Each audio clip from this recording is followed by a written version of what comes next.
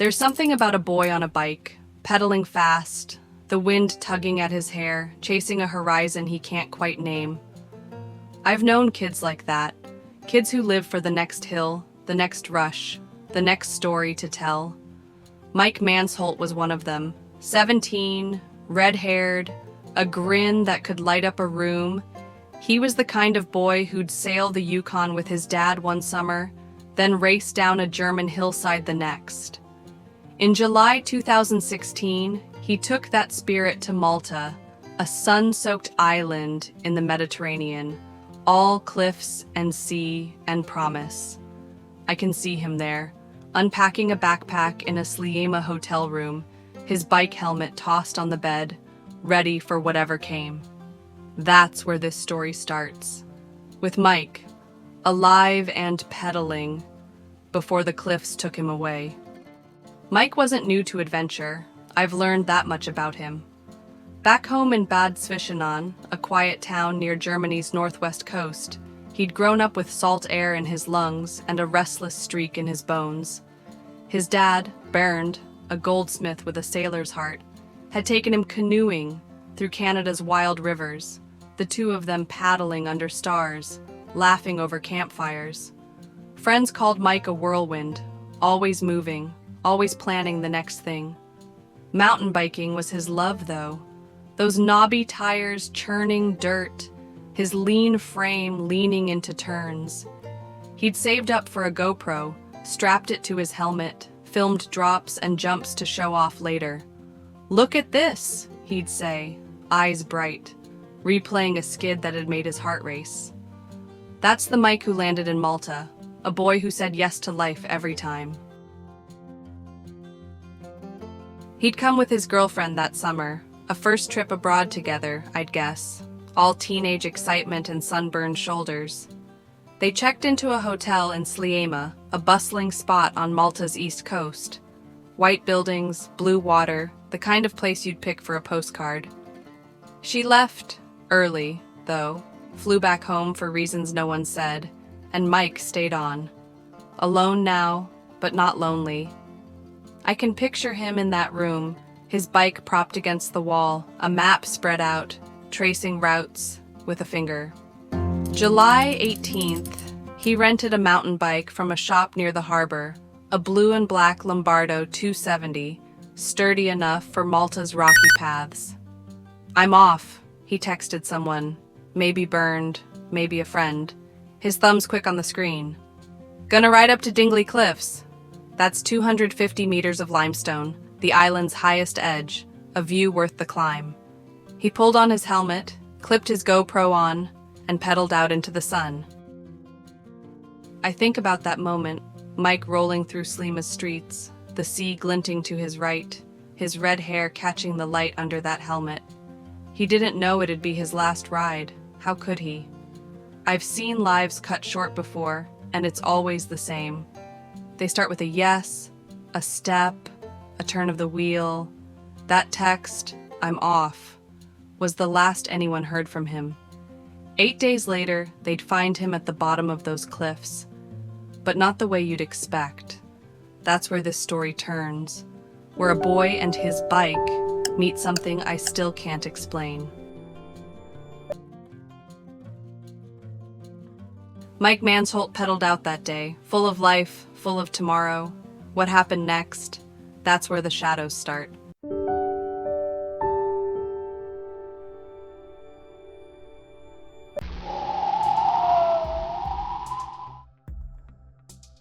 There's a kind of beauty in cliffs, the way they rise sharp against the sky, daring you to come close, promising a view that'll steal your breath. I've stood on edges like that, felt the pull of the drop, the whisper of something bigger.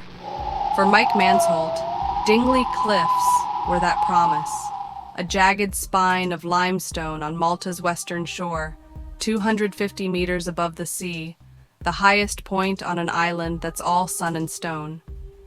He'd left Sliema on July 18th, 2016, his rented Lombardo bike humming under him, his red helmet catching the light. "Great biking up there," he'd told friends, his voice buzzing with that fearless spark I've come to know. I can see him pedaling toward those cliffs.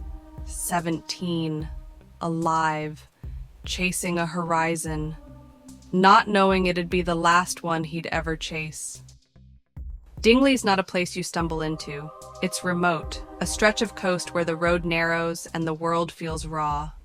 Golden cliffs tower over the Mediterranean, orange trees dot the slopes, and the tiny Magdalen Chapel sits perched like a sentinel, its white walls baking in the July heat. I've walked trails like that, heard the crunch of gravel, the cry of gulls overhead, and I can picture Mike rolling up, tires biting the dirt, his GoPro filming every bounce. He'd texted Bernd at 9:42 that morning, heading to the cliffs, a quick ping from a boy who didn't waste words. Then, nothing. No calls, no posts, no sign of that red-headed kid who'd sailed storms and pedaled mountains. 8 days stretched out, July 18th to July 26th. And Malta held its breath. Or maybe it just turned away. I've seen searches start slow, hope holding off the dread, but Mike's family didn't wait. Bernd rang the hotel when the text stopped, his voice tight. He's not answering. That's not him. The staff shrugged. Tourists come and go. Friends back in Oldenburg posted online. Mike Mansholt, 17, missing in Malta. Flyers taped to Slima lampposts, a plea echoing across the island. Police checked his room. Bike gone, backpack too, his sandals left by the bed like he'd be back. I think about that. Sandals abandoned, a boy who'd slipped out of reach. Days turned to a week, the sun relentless, 35 degrees, no rain, no mercy. Bernd told reporters later, I knew he was out there. I just didn't know where. I've felt that ache, the kind that grows when silence takes someone you love. July 26th broke the quiet, or what was left of it. A farmer called it in, something at the base of Dingli Cliffs, near a crevice below the chapel, hidden by brush and stone. Police scrambled down, flashlights cutting through the morning haze, and there he was. Mike. I can see that moment. His body sprawled on the rocks, red hair dulled by dust, his blue and black bike tangled in a bush a few meters off. His shoes lay scattered, one by the bike, one closer to him. Sunglasses cracked nearby, lenses glinting like broken eyes. I've stood over scenes like that, felt the air go still, but this one didn't feel right. Maltese officers radioed it in. Dead, maybe a fall. 8 days gone, they said. July 18th to now. His skin pale, his frame thin, but not broken. Not the way a cliff should have left him. I wonder what those officers saw as they stood there. Nets of orange trees above, the sea crashing below, a boy who didn't belong in that crevice. It wasn't a straight drop from the edge, more a tucked away hollow, a place you'd have to wander into or be put. The bike wasn't smashed, just scratched like it had rolled, not plunged. Bernd got the call that day, July 26th, his voice catching as he told Stern later. They said he fell, but I didn't believe it then, and I don't now. I've heard parents fight that first lie. The one that says, it's simple, when it isn't. Mike lay there, found after 8 days of sun and wind. But how he got there, why he stayed, those questions hung heavier than the cliffs themselves. Mike Mansholt rode to Dingli Cliffs chasing a thrill, and something caught him there. What or who? That's where we're headed next. I've seen falls take lives, watched them shatter bones, leave marks that tell the story plain. A body broken by gravity's pull, no questions left to ask. That's what they said happened to Mike Mansholt on July 26, 2016, when Maltese police stood over his body at the base of Dingli Cliffs and called it an accident. A 17-year-old kid who'd pedaled too close to the edge, tumbled 30 meters down, and lay there 8 days until a farmer's call brought them running.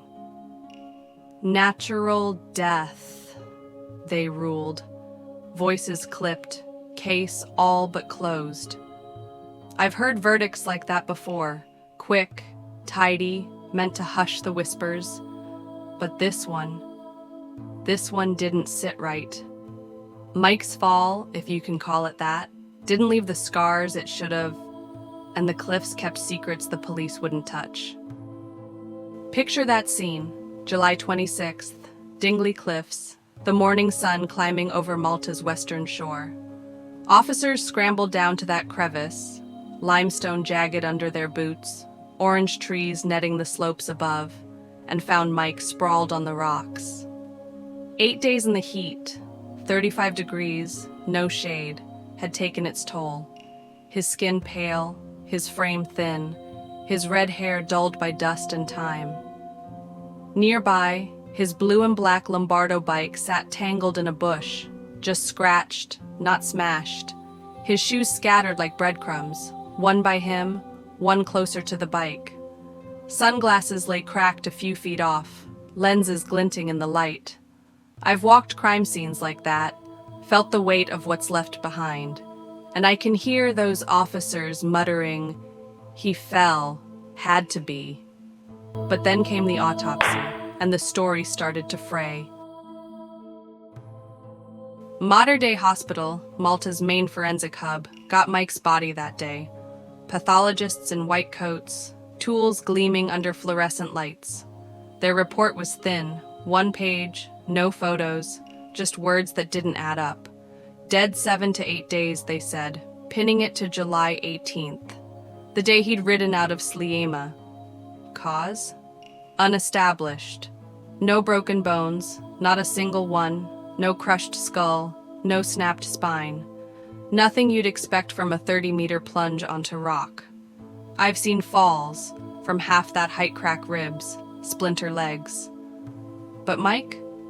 Just a bite on his neck, small, unexplained, and an abrasion on his forearm, like he'd brushed something rough. Natural death, they stuck to, as if cliffs don't leave their mark. I wonder about that, how a boy drops that far and lands so whole. Too whole.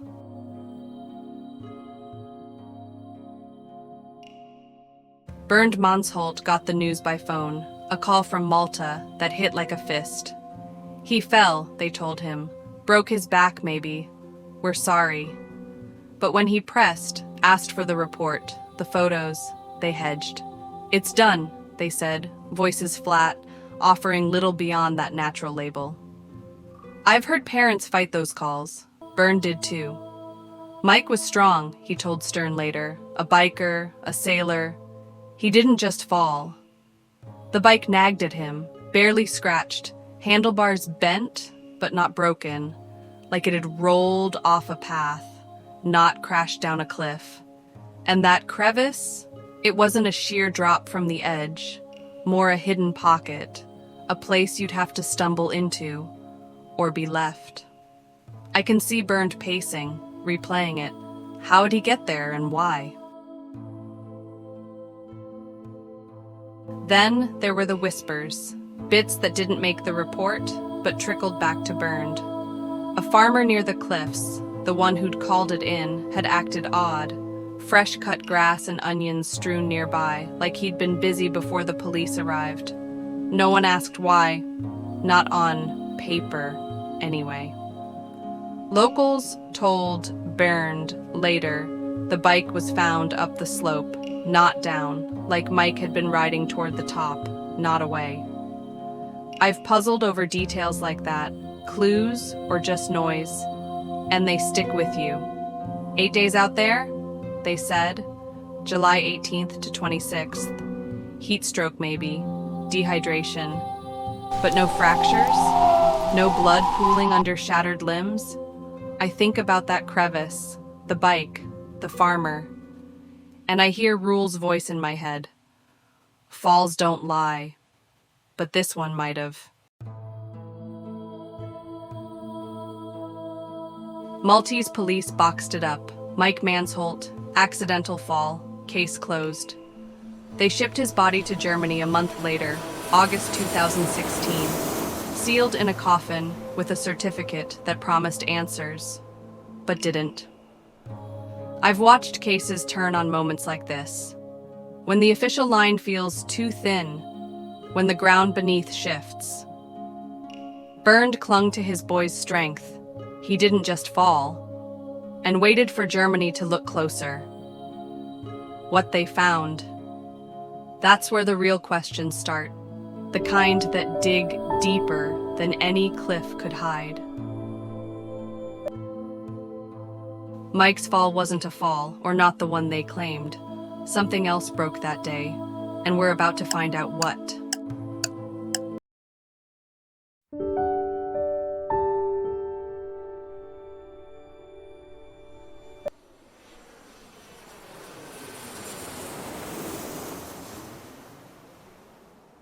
There's a weight to bringing someone home, a finality that settles in your bones, a promise kept even when it hurts. I've held that weight, seen it in the eyes of parents waiting at airports, coffins rolling off planes like silent goodbyes.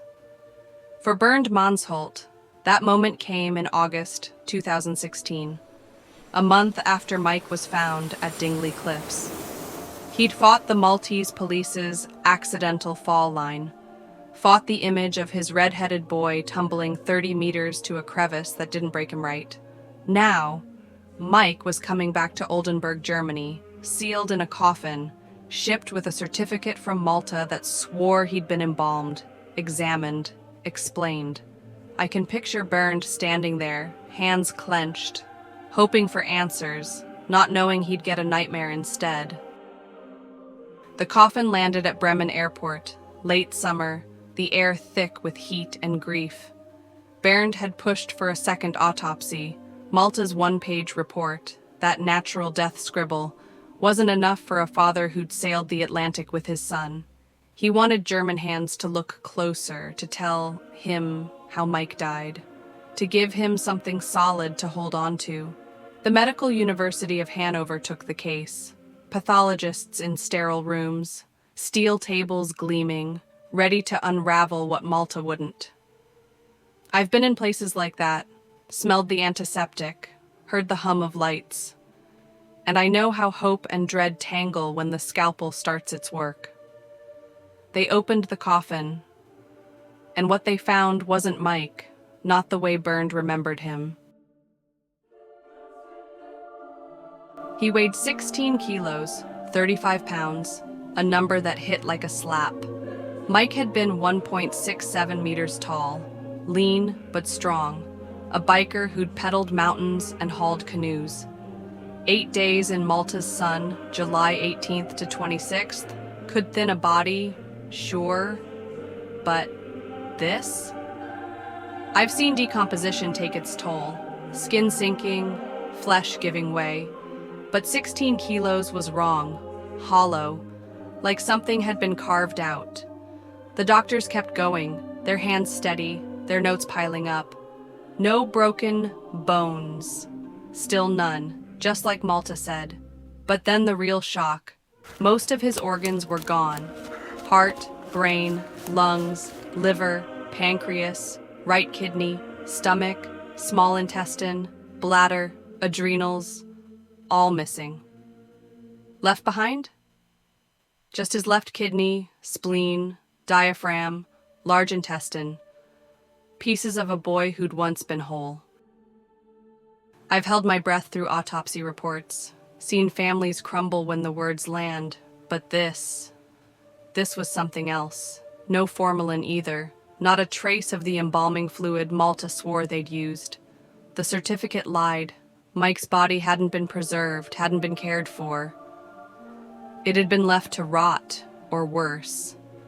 Bernd stood there when they told him, his voice breaking later to Die Welt. They sent me a shell. My boy, hollowed out.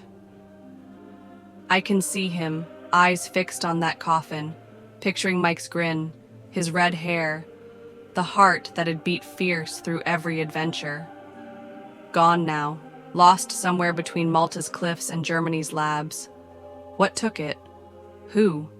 The questions clawed at him, and they claw at me too.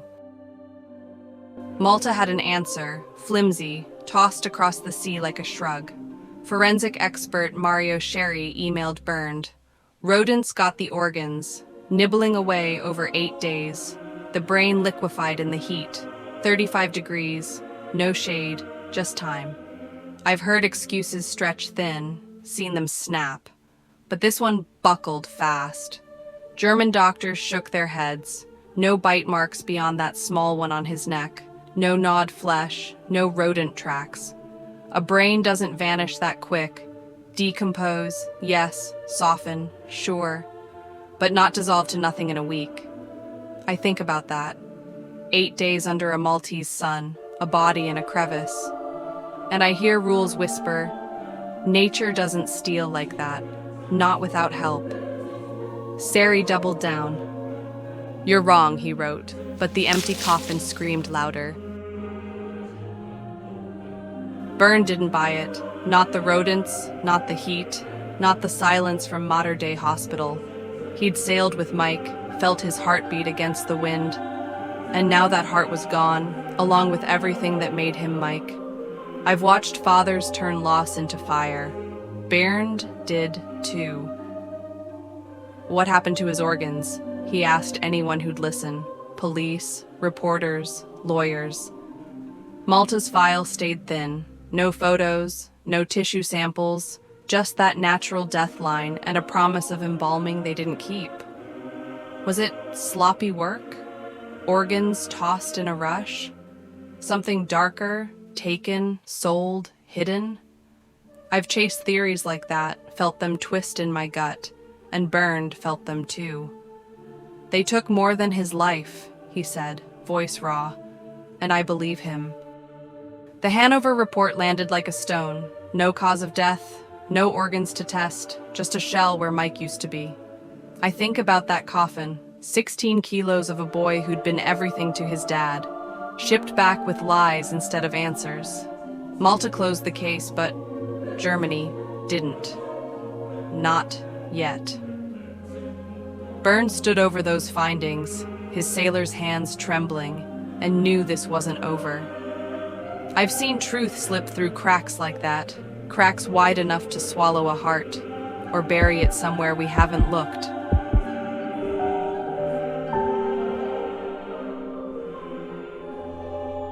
Mike came home hollow, a boy lost twice over. What Malta hid, that's what Bernd would chase next.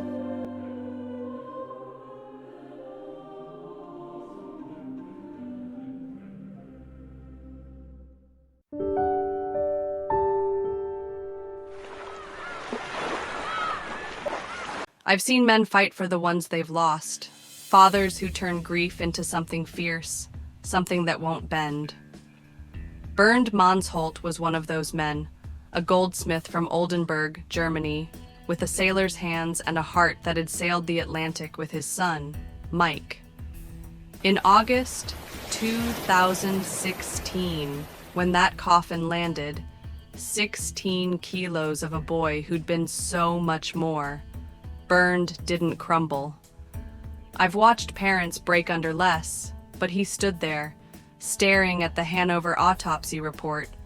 Organs gone, no embalming, no answers, and felt a fire catch. They sent me a shell, he told Die Welt, his voice raw. But I won't let them take his story too.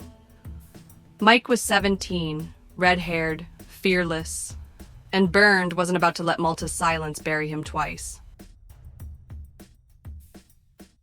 Bernd didn't waste time. By 2017, he was on a plane to Malta, reporters from stern at his side, a notebook full of questions he'd scrawled in the dark. I can see him stepping off at Malta International Airport, wind tugging his jacket, eyes fixed on an island that had taken his boy. He went straight to the police in Slima, voice steady. Where's Mike's backpack? His phone? His GoPro? They shrugged. Tourists might have grabbed them, they said, hands empty of proof.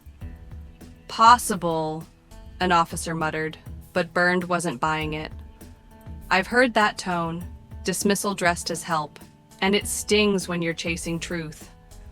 They handed him a file, 1 page, no photos, just that natural death line, and a rodent excuse that didn't hold water. This is it? He asked, flipping it over, looking for more, finding nothing. I think about that file, thin as a whisper, missing the pictures from July 26th. The masses police snapped at Dingli Cliffs. Where'd they go?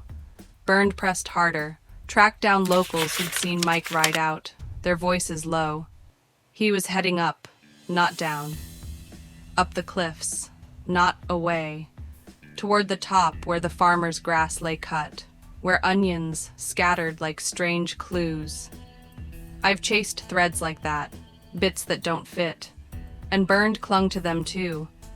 He stood at the crevice where Mike was found, limestone underfoot, orange trees overhead, and pictured his son. Shoes off, bike nearby, no broken bones. He didn't fall, he told himself, the words a mantra, a lifeline. I can hear him, voice catching. He was too strong for that. Back home, Bernd built a theory, one born from a father's need to see his boy's last moments clear. Heat stroke, he thought. Mike biking up Dingli in 35-degree heat, no shade, pushing too hard. He'd take his shoes off, Bernd said later, to cool down. I've seen him do it. I can picture it, Mike pedaling fierce, sweat beading on his freckled face, the sun a hammer overhead. Then stopping, shoes kicked free, a rest that turned to collapse. No fall, no plunge, just a boy who'd ridden himself out.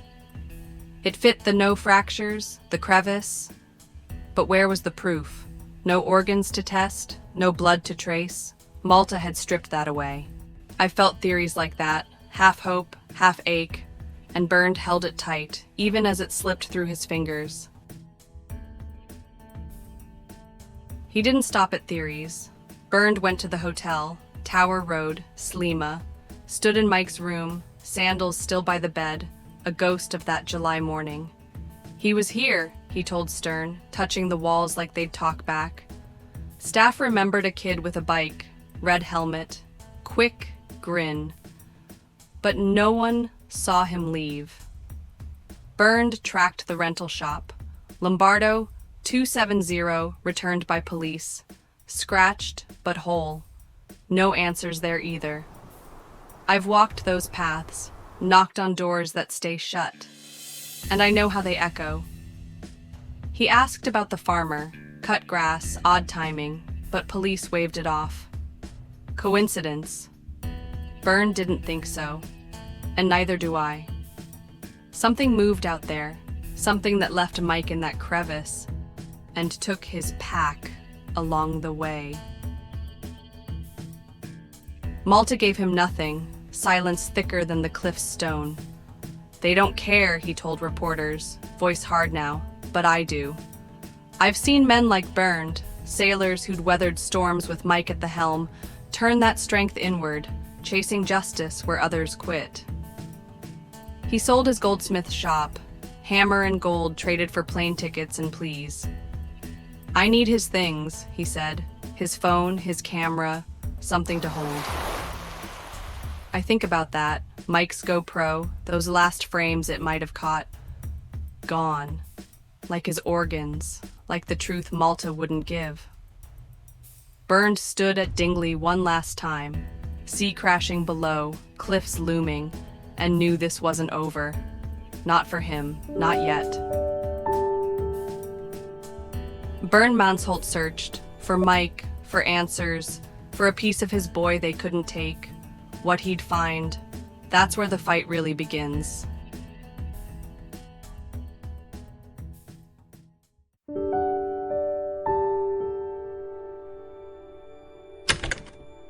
I've met silence before, stood in rooms where it presses down, heavy as stone, louder than any answer could be.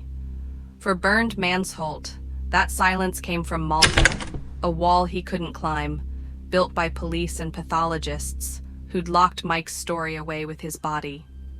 By 2017, Bernd had searched the island, stood at Dingli Cliffs, begged for Mike's backpack, his phone, anything to hold, and come back with a single page that said natural death and little else.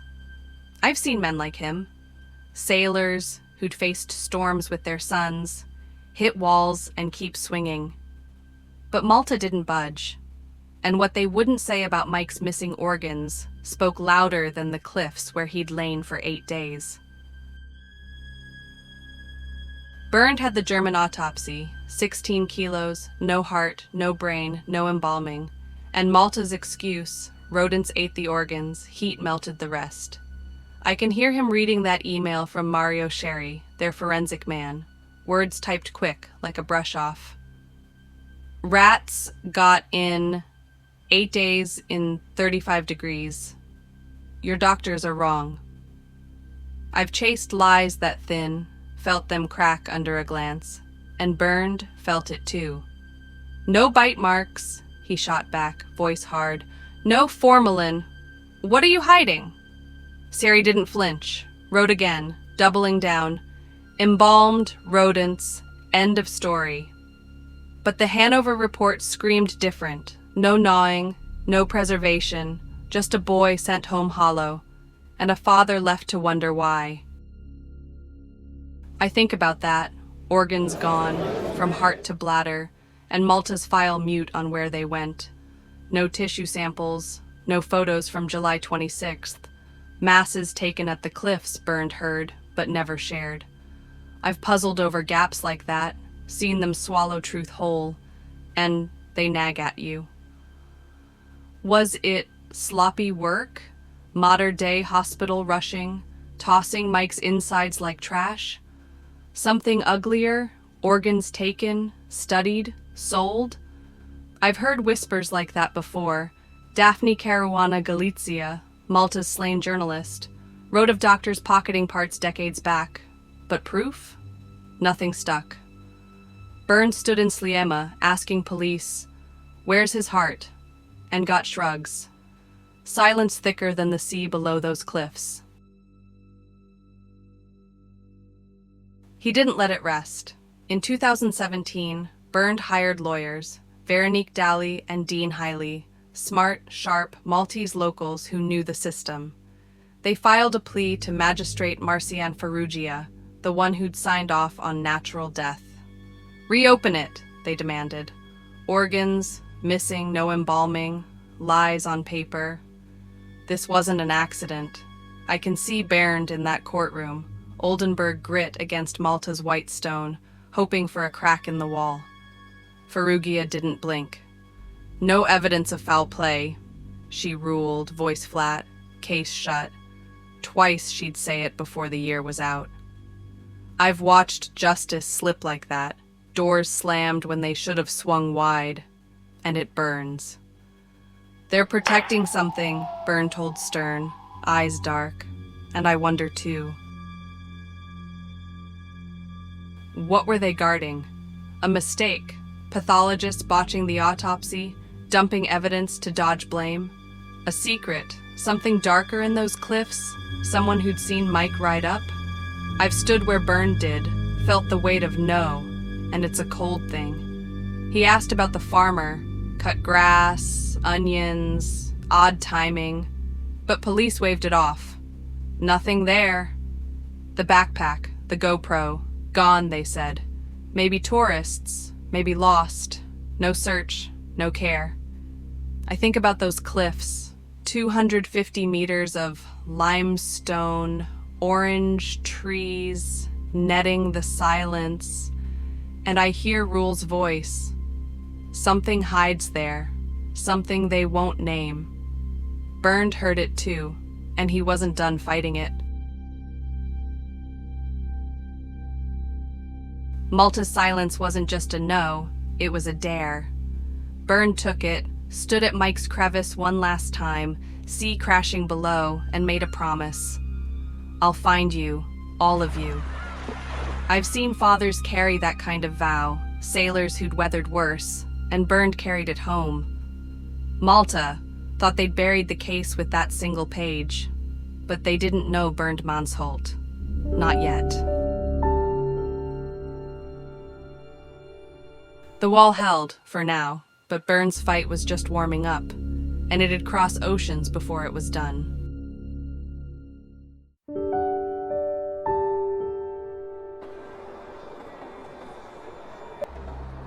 Justice bends sometimes. I've seen it twist under pressure, stretch thin, but it doesn't always break. For Bernd Mansholt, justice was a rope he'd tied himself to, a lifeline to Mike, his red-headed boy lost to Dingli Cliffs in July 2016. By 2017, Malta had slammed the door. Magistrate Farrugia's no foul play, ruling a lock he couldn't pick, their silence burying the truth about Mike's missing organs. I've watched men like Bernd, sailors who'd braved storms with their sons, refuse to let go.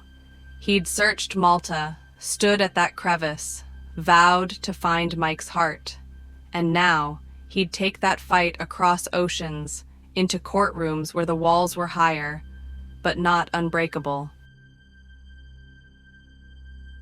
It started small, 2018, a nudge from Malta's Attorney General to Farrugia. Look again. A crack, maybe. Bernd seized it, hope flickering, but the magistrate didn't budge. Accidental fall, she said again, voice cold, file shut. I can see Bernd then, hands gripping that one-page report, Maltese shrugs echoing in his ears. And I know that no only lit the fire hotter. He'd offered 10,000 euros that year, cash for Mike's backpack, his GoPro, any scrap of truth. But the island stayed quiet, the reward unanswered. I've seen pleas like that, money on the table, a father's last card, and they ache when they fall flat. Malta wasn't talking, so Bernd made them listen another way.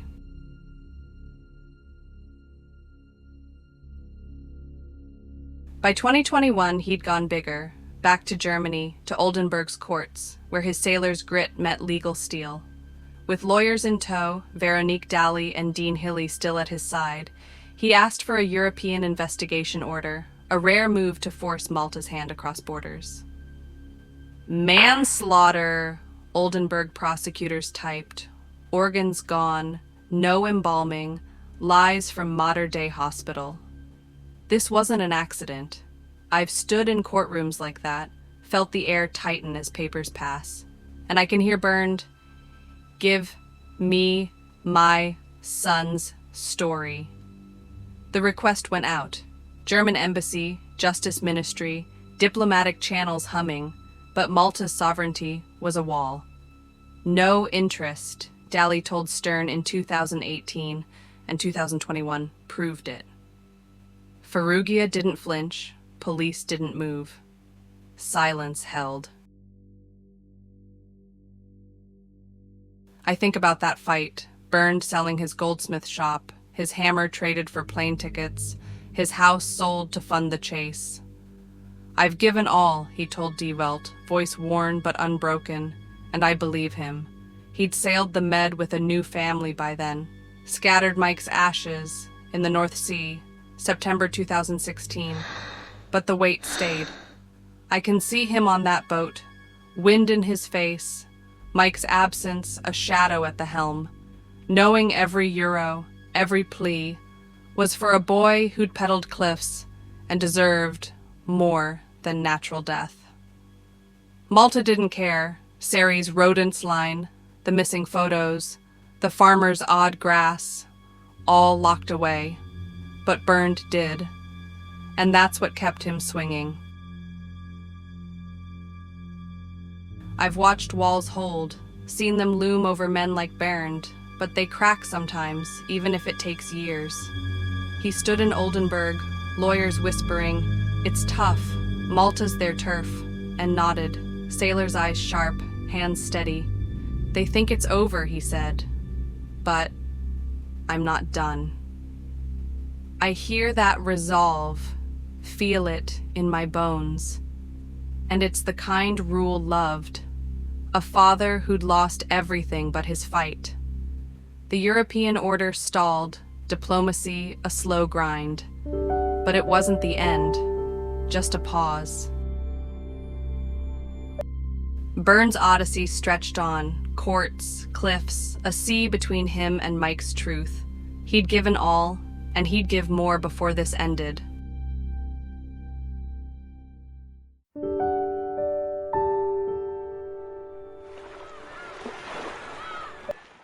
There's a peace in the sea, a kind of quiet that takes what's broken and holds it close. I've stood on shores like that, felt the wind carry pieces of someone away, and I see burned Mansholt there, September 2016, on a boat in the North Sea. Mike's ashes were in his hands, 17 years of a red-headed boy who'd peddled cliffs and sailed storms, reduced to dust against the waves. I can picture him, sailor's grip steady, eyes wet, letting go of what Malta left him. 16 kilos of a son they'd hollowed out. Organs lost, truth locked in silence. He's free now, Burns said later, voice thick. But I know freedom didn't heal the ache or answer the questions that still crash like those waves. Mike Mansholt deserved every tomorrow. 17 was just his start.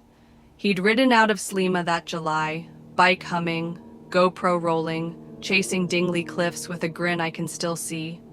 Something took him there. Heat stroke, burned hopes, shoes off in a crevice, or something darker, hidden by Malta's shrugs. I've told his story the way I always do, starting with him, not the shadows. His red hair catching the sun, his laugh echoing over the Yukon with burned.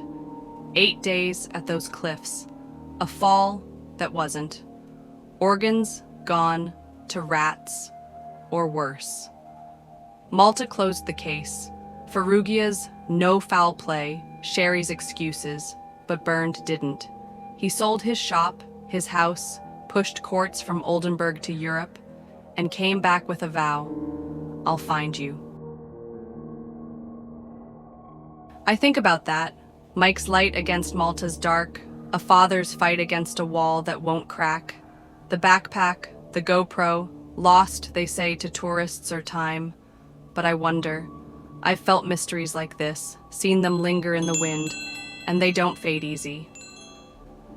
Burned sailed on, new family, new seas, but Mike stayed with him, ashes scattered, questions heavy. What happened up there? He asked Die Welt, voice worn. And I hear it too. The farmer's grass, the bike uncracked, a boy too whole to have fallen. Evil or error took Mike. But it didn't take his story, not while Burned stands, not while we tell it. I'll remember Mike, not the silence, not the lies, his pedals spinning, his heart full before it was gone. That's his legacy. A boy who lived big, carried now by a father who won't quit. If his ride haunts you, if you felt his spark, share it with someone. Subscribe for more like this. Because voices like Mike's, lost too soon, deserve to echo again and again. Mike's ashes drift in the sea, but his story sails on. That's where I leave him, with Burned, with us.